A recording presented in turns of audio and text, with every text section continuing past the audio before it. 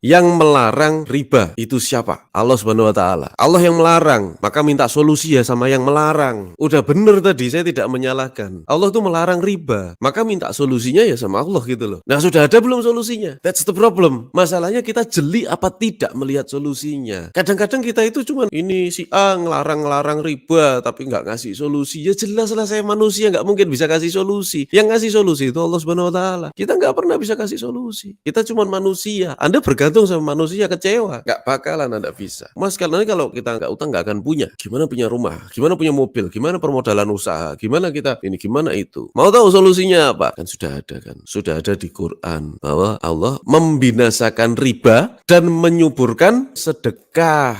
Maka banyak-banyaklah bersedekah. Jadi lawannya riba itu sebetulnya sedekah.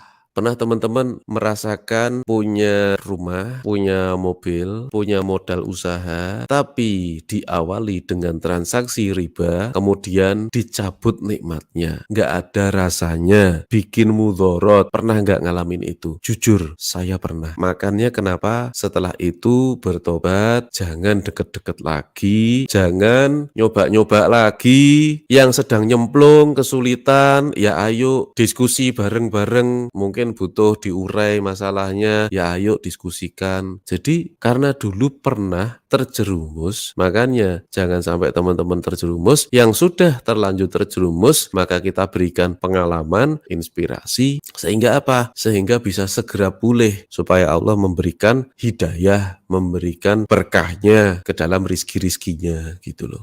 Sekarang saya mau tanya sama Anda, teman-teman yang kepepet terus datang ke bank pinjem duit, dikasih nggak sama bank? Sedang kepepet nih Pak, saya sedang kepepet Pak, butuh bayar sekolah anak. Anda datang ke bank, misalnya BCA lah. Sekali lagi, perbankan itu adalah lembaga keuangan. Lembaga keuangan itu adalah bisnis keuangan. Anda tahu di bursa saham, perusahaan-perusahaan yang paling menguntungkan, blue chip sebagian besar adalah bank. Maka jelas itu bukan didirikan untuk membantu Anda, itu untuk mencari keuntungan. Tidak ada satupun bank didirikan untuk membantu Anda. Jadi coba kalau Anda kepepet di situ, butuh bantuan keuangan, dibantu nggak? Nggak bakalan Anda kepepet dibantu. Justru yang dibantu adalah orang-orang yang longgar, yang nggak butuh utang. Ditawar-tawarin, dikejar-kejar. Bener nggak teman-teman? Saya tidak negatif sama banknya, tetapi saya hanya memberikan sebuah klarifikasi untuk Anda semua. Jangan menganggap sebagai bank itu sebagai lembaga sosial, tidak. Jadi solusinya gimana Mas? Kalau kepepet tapi nggak minjem di bank, ya Anda kalau kepepet nggak mungkin bisa minjem di bank juga. Sama aja, siapapun kepepet nggak bisa minjem di bank juga. Anda mau coba kepepet terus nyoba minjem di bank, ya silakan. Sekali lagi, solusi itu dari Allah. Salah satu ayat di surat Al-Baqarah adalah Allah membinasakan riba dan menyuburkan sedekah. Siapapun Anda,